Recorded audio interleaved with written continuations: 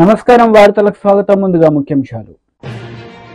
మంత్రి Ponnam Prabhakar press meet, పలు అంశాలపై వివరణ.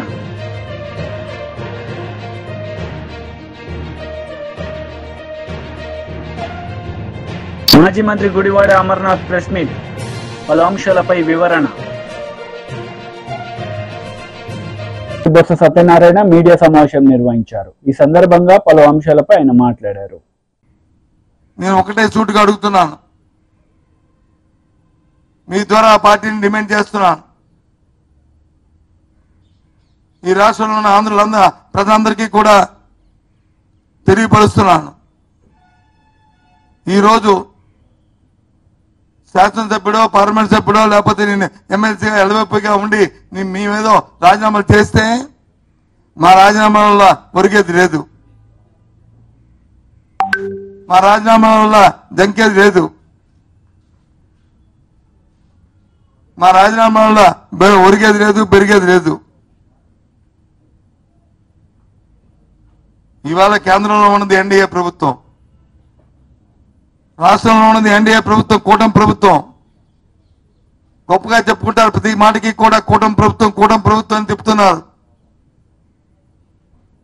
ఆ కూటమి ప్రభుత్వం మీ తాలూకా విధానాన్ని మీరు చెప్పండి. ప్రైవేటీకరణకి వ్యతిరేకమా కాదా? ఆ మాట చెప్పండి. మీరు మీ నాయకులతో మీ రాష్ట్రంలో ఉన్న ముఖ్యమంత్రితోనే ఉప ముఖ్యమంత్రితోనే ఆ మాట చెప్పించండి. మేము రాజీనామా చేస్తాం, మేము వచ్చి అయిపోయిన తర్వాత ఆకులు చేతులు కాలిన తర్వాత ఆకులు పట్టుకుంటామంటే కాదు. దయచేసి అర్థం చేసుకోండి. ఇది ప్రజా మనోభావాలతో మనం వచ్చి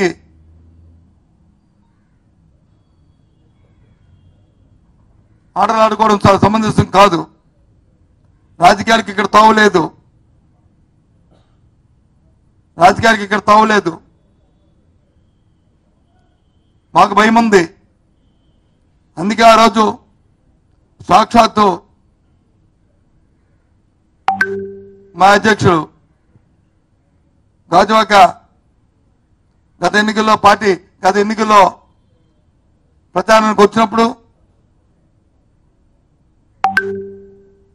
క్లారిటీగా చెప్పారు, ఓ మాట చెప్పారు. తప్పిచెడి కానీ ఇక్కడ కానీ మీరు కానీ కూటమి ప్రభుత్వాన్ని కానీ ఎన్నుకున్నట్లయితే, కూటమి అభ్యర్థులు కానీ గెలిపించుకున్నట్లయితే స్టీల్ ప్లాంట్కి అమ్మే పరిస్థితి వచ్చేస్తుంది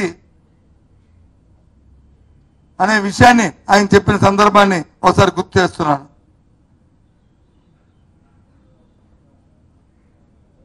ఆ విషయాన్ని మళ్ళీ ఇప్పుడు చెప్తున్నాం. దయచేసి ఆ పరిస్థితి తాకండి. ప్రజా మనోభావాల్ని ఆలోచించండి. ఆ రోజు సాక్షాత్తు ముఖ్యమంత్రి గారే విశాఖపట్నంలో బహిరంగ సభల్లో మాట్లాడినప్పుడు చంద్రబాబు నాయుడు గారు ఏం మాట్లాడారో ఒకసారి మళ్ళీ అవి తిరిగేసి చూడండి, మీరు ఏం మాట్లాడారో. ఏం చెప్పారో చెప్పండి. లేదు మమ్మల్ని చూమెట్టమంటే ఇవాళ చూమెడతాం, మీరు మాట్లాడి కూడా.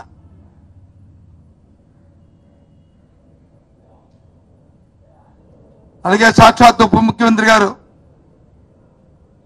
ఆయన విశాఖపట్నంలో గాజువాకలో మాట్లాడిన మాటల్లో ఆయన మాటల్లోనే ఆయన కూడా ఒకసారి చూడండి.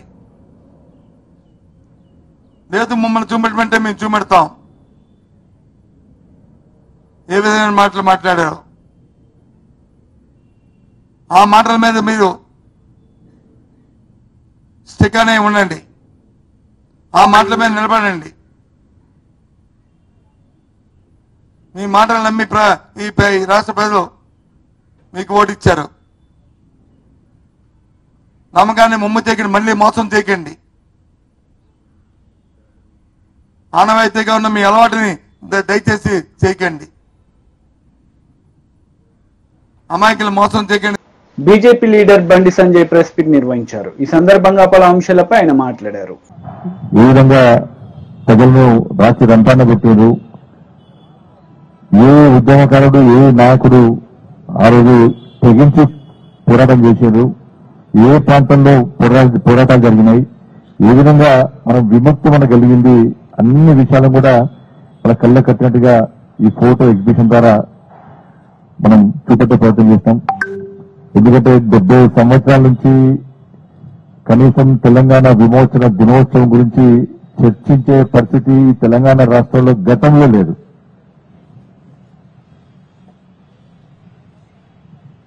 ఇంతవరకు కూడా ఎవరు కూడా తెలంగాణ విమోచన దినోత్సవం గురించి చెప్పినటువంటి దాఖలాలు లేవు. తెలంగాణ ఉద్యమ సమయంలో అప్పటి నాయకుడు ముఖ్యంగా శ్రీ సిహెచ్ విద్యాసాగరరావు గారు ముఖ్యంగా చొరవ తీసుకొని ఈ తెలంగాణ విమోచన దినోత్సవాన్ని అధికారికంగా జరపాలని చెప్పి ఆ రోజు వారు ప్రారంభించిన తర్వాత తెలంగాణ రాష్ట్ర వ్యాప్తంగా అనేక మంది యువకులు స్వచ్ఛందంగా జాతీయ జెండాలు చేతిలో పట్టుకొని మా తెలంగాణ స్వాతంత్ర దినోత్సవాన్ని తప్పకుండా జరపాల్సిందే అని చెప్పి పాలకుల మీద ఒత్తిడి తీసుకునే సందర్భాన్ని మనం గుర్తు చేసుకోవాల్సిన అవసరం ఉంది.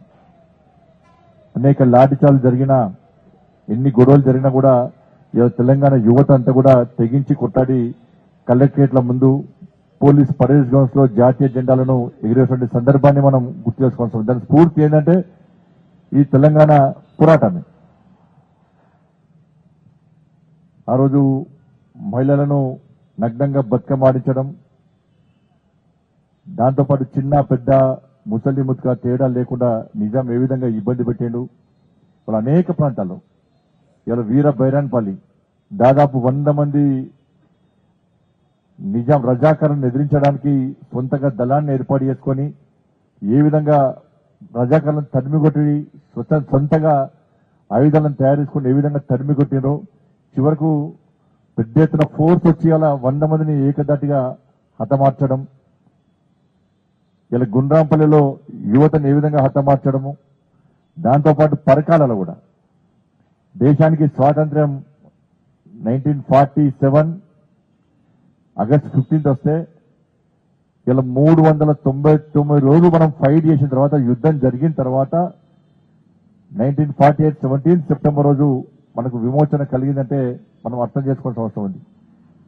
ఇలా పరకాలలో జాతీయ జెండాలను చేతబట్టుకొని వందే మాతరం అంటూ భారత్ మాతాకి జై అంటూ ఇలా పరకాలలో ప్రజలందరూ కూడా తెలంగాణ ఉద్యమకారులందరూ కూడా జాతీయ జెండాను ఎత్తుకొని రోడ్డు మీదకి వస్తే వందే మాతరం అని గర్జిస్తూ వస్తుంటే వాళ్ళ రజాకారులు ఏ విధంగా ఏకదాటిగా కాల్పులు జరిపి 1500 మంది ఇవాళ ఉద్యమకారులను హతమార్చడం, ఫైరింగ్ ద్వారా హతమార్చిన సంఘటనను తెలంగాణ సమాజం ఎప్పుడు మర్చిపోదు.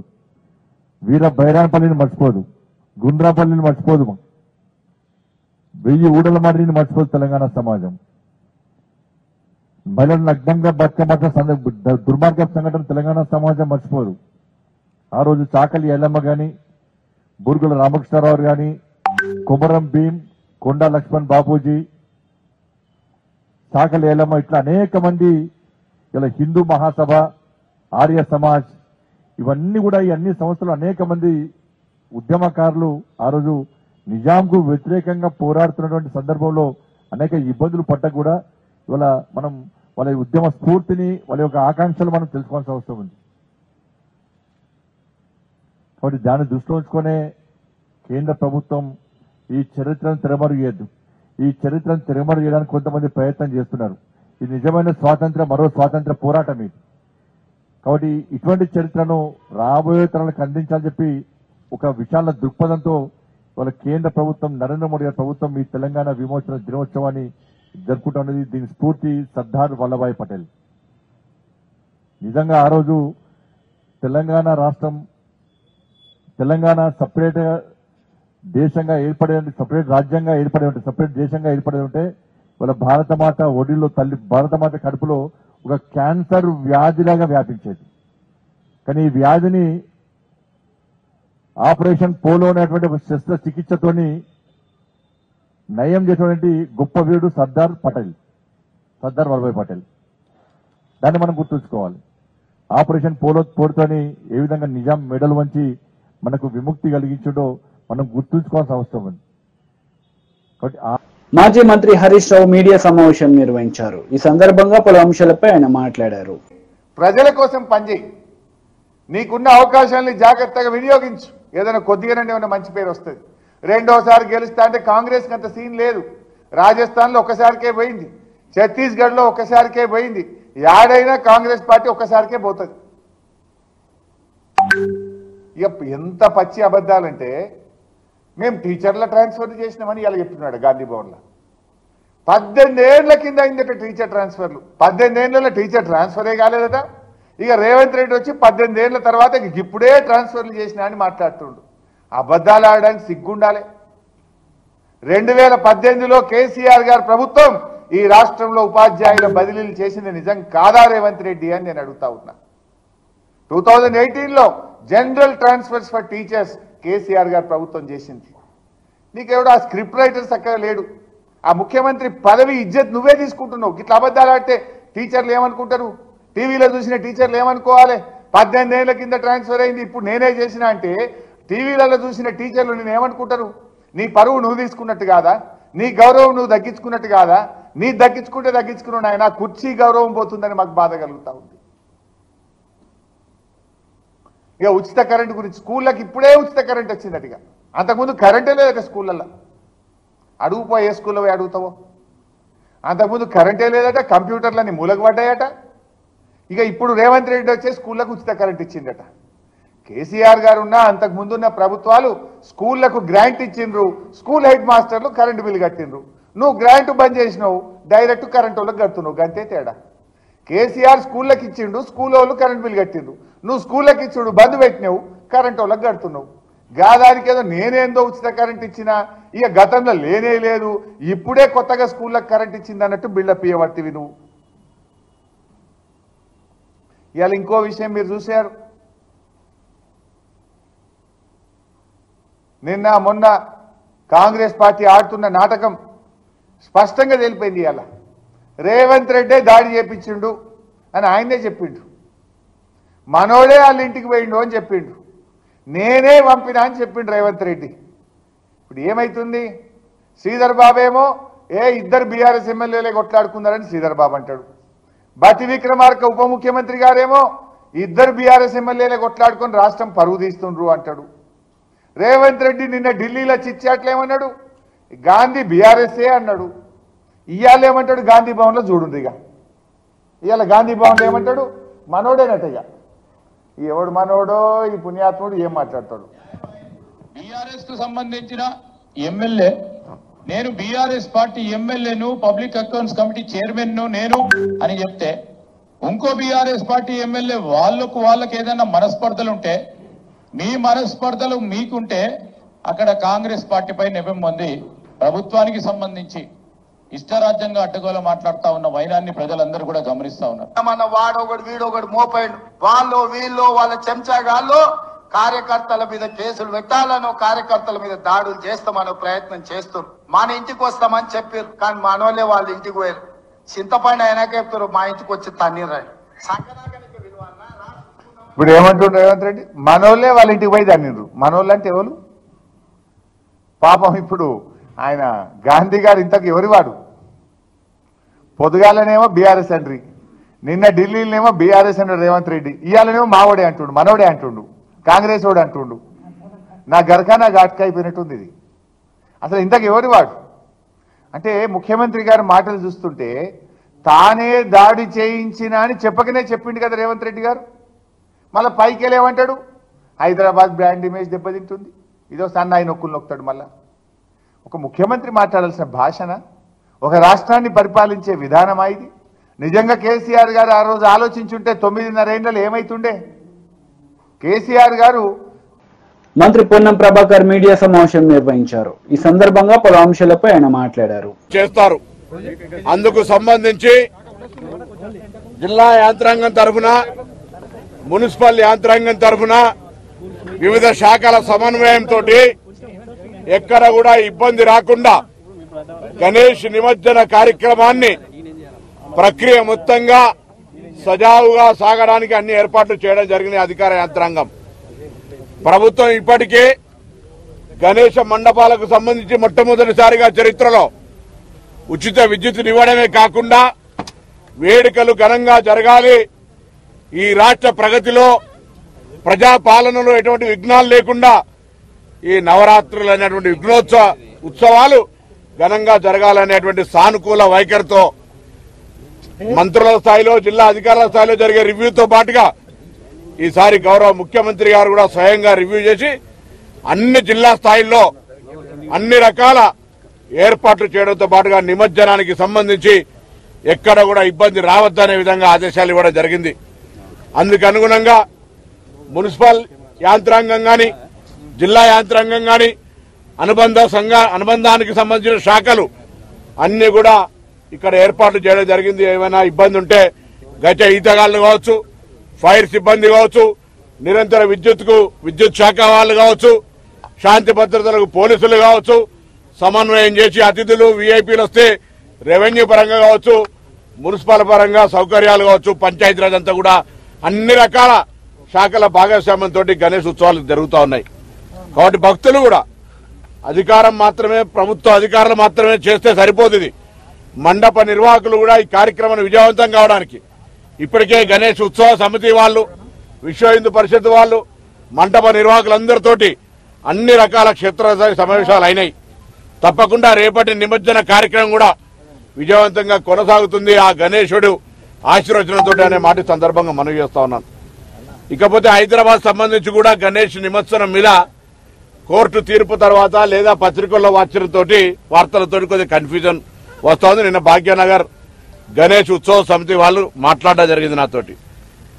ఎప్పుడు ఏ విధంగా గతంలో గణేష్ నిమజ్జనం హైదరాబాద్ లో భాగ్యనగర్ గణేష్ ఉత్సవ సమితి లేదా ఆ యాంత్రాంగం ఏర్పాట్లు జరుగుతాయి, ఇప్పుడు అట్లే జరుగుతున్నాయి, అంతకంటే రెట్టింపు జరుగుతున్నాయి. ముఖ్యమంత్రి గారి ఆదేశాల మేరకు అటు శాంతి భద్రతలు కావచ్చు, అటు జిహెచ్ఎంసీ, హెచ్ఎండిఏ, వాటర్ వర్క్స్ అందరూ కూడా కలిసి సమన్వయంగా మరి నిర్వహణ ఏర్పాట్లు చేస్తూ ఉన్నారు. ఎటువంటి అయోమయం కానీ కన్ఫ్యూజన్ పెట్టుకోవాల్సిన అవసరం లేదు. స్వేచ్ఛగా వీలైనంత తొందరగా నిర్వహణ కార్యక్రమాలు మంగళవారం నాడు ముగించుకోవాల్సిందిగా కోరుతా ఉన్నాం. 17 నాడు ప్రభుత్వం సెలవు కూడా ప్రకటించింది. 18 నాడు యథావిధిగా మళ్లీ పనిచేసే సచివాలయం గతంలో పనిచేస్తుండే చేయకపోతుండే. ఇప్పుడు సచివాలయానికి ప్రజలు వస్తూ ఉన్నారు, మంత్రులు అధికారులు అందరూ వస్తూ ఉన్నారు. కాబట్టి సచివాలయం దగ్గరనే కాబట్టి సచివాలయం పనిచేసే విధంగా నిర్వాహకులందరినీ మండప నిర్వాహకులను కోరుతా ఉన్నాం.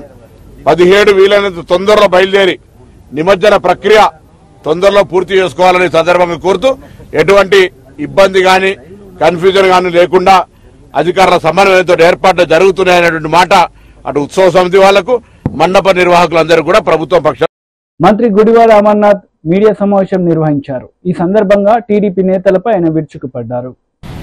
ఉన్నటువంటి కార్మిక సంఘాలకి, పోరాటం చేస్తున్నటువంటి పోరాట సంఘాలకి, పోరాట కమిటీకి అన్ని విధాలుగా సహకరించినటువంటి సందర్భాలు మీ అందరికీ తెలుసు. ప్రజల సమక్షంలో అనేక వేదికల మీద కూడా నేరుగా ఆ రోజు కానీ ఈ రోజు ఉన్నటువంటి ప్రధానమంత్రి నరేంద్ర మోదీ గారిని రాష్ట్ర ప్రజల పక్షాన దీన్ని ప్రైవేటీకరణ చేయడానికి వీల్లేదు అనేటువంటి విషయాన్ని కూడా చెప్పినటువంటి సందర్భాలు ఆ రోజు ముఖ్యమంత్రిగా జగన్మోహన్ రెడ్డి గారు చెప్పినటువంటి విషయాలు కూడా మీ అందరికీ ఈ సందర్భంగా గుర్తు చేస్తా ఉన్నా. అయితే ఈ రోజు ఉన్నటువంటి పరిస్థితుల్లో మన 12వ తారీఖున 2వ బ్లాస్ట్ ఫర్నెస్ను కూడా క్లోజ్ చేయడం మనం చూసాం. మొదటి నుంచి కేంద్రంలో ఉన్నటువంటి ప్రభుత్వం గతంలో కానీ ఇప్పుడు కానీ ఇది నష్టాల్లో ఉన్నటువంటి ప్లాంట్ కాబట్టి, ఎక్కువ నష్టాలు ఉన్నాయి కాబట్టి దీన్ని ఏదో రకంగా ఏం చేయాలి అనేటువంటి ప్రైవేటైజ్ చేయాలి అనేటువంటి ఆలోచనతో ముందుకు వచ్చింది. ఇది నష్టాల్లో ఉన్నటువంటి ప్లాంట్ కాదు, అప్పుల్లో ఉన్నటువంటి ప్లాంట్, నష్టాల్లోకి నెట్టివేయబడుతున్నటువంటి ప్లాంట్. అప్పుల్ని నష్టాల కింద చూపించి దీన్ని ఏదో రకంగా ప్రైవేటైజ్ చేయాలని చెప్పి ఆలోచన చేస్తున్నటువంటి ప్రభుత్వం వాళ్ళది. ఈ సందర్భంలో ఇప్పుడున్నటువంటి కేంద్ర ప్రభుత్వం వారికి ఉన్నటువంటి సొంత రాజకీయ పార్టీ బలంతో ఏర్పాటైనటువంటి ప్రభుత్వం కాదు. అనేక వారి మిత్రపక్షాలు, ఈరోజు ఉన్నటువంటి తెలుగుదేశం పార్టీ ఒక 16 మంది పార్లమెంట్ సభ్యులు, లేదా వారితో పాటు ఇక్కడ కూటమిలో ఉన్నటువంటి జనసేన పార్టీకి సంబంధించినటువంటి ఒక 2 పార్లమెంట్ సభ్యులు, వీరందరూ కూడా అక్కడ మద్దతు పలికితే కేంద్రంలో ఏర్పడినటువంటి ప్రభుత్వం ఈరోజు దేశంలో పరిపాలన చేస్తూ ఉంది. మరి ఈ సందర్భంలో మేము కోరేది ఒకటే, నిన్న స్థానిక పార్లమెంట్ సభ్యులు కానీ మా స్థానిక శాసనసభ్యులు రాష్ట్ర పార్టీ అధ్యక్షులు వారు మాట్లాడినటువంటి మాటలు చూసిన తర్వాత అంటే మీరు ఎవరో రోడ్ల మీదకి రాకండి, ఒకవేళ ప్రైవేటీకరణ అయిపోతే అప్పుడు మేము రాజీనామాలు చేస్తాం, అయిపోయిన తర్వాత రాజీనామాలు కానీ ఉన్నప్పుడు రాజీనామాలతో సమస్య పరిష్కారం కాదు. మీరు కానీ మీ పార్టీ అధ్యక్షులు వారు లేదా మీ పార్టీ రాష్ట్ర ముఖ్యమంత్రిగా ఉన్నటువంటి చంద్రబాబు నాయుడు గారు చెప్పాల్సింది ఏంటంటే, మేము ప్రజల తరపున, కార్మికుల తరపున, రాష్ట్ర ప్రజల తరపున వైఎస్ఆర్ కాంగ్రెస్ పార్టీ కోరేది ఒకటే, ఈ ప్లాంట్ ప్రైవేటీకరణ ఆగాలి అంటే చంద్రబాబు నాయుడు గారు కేంద్ర ప్రభుత్వానికి ఒకే ఒక మాట చెప్తే ఇది అవుతుంది. మీరు కానీ విశాఖపట్నం స్టీల్ ప్లాంట్ ప్రైవేటీకరణ చేస్తే కేంద్రంలో మీ ప్రభుత్వానికి మేము మా మద్దతుని విత్డ్రా చేసుకుంటాం అన్నటువంటి మాట చెప్తే ఇది ఆగేటువంటి ప్రసక్తి ఉంటుంది తప్ప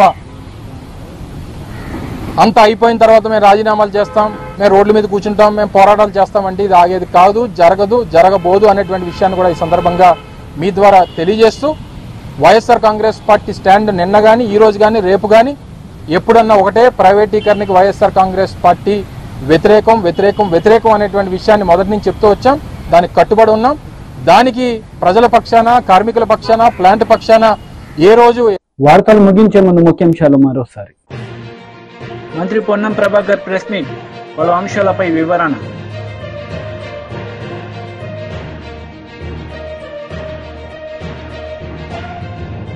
మాజీ మంత్రి గుడివాడ అమర్నాథ్ ప్రెస్ మీట్, పలు అంశాలపై వివరణ. ఈ వార్తలు ఇంతటితో సమాప్తం. తిరిగి ప్రసారమయ్యే వార్తల్లో మళ్ళీ కలుద్దాం. అంతవరకు సెలవు. నమస్తే.